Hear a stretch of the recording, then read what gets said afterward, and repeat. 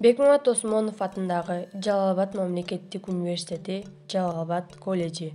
БКМ 0220 тайпасы. Предмет психология. Мугалим Досалиева Муңайым, даярдаган Жапаралиева Зулина. Тема ойлоо. Үйгө тапшырма ойлоо процесси, ойлоонун түрлөрү.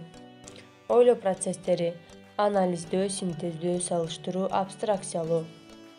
Анализдөөгө: кандайдыр бир бүтүн нерсени ой жүзүндө бөлүктөргө ажыратууну же анын деталдарын, аракеттерин, мамилелерин бөлүп алууну билдирет.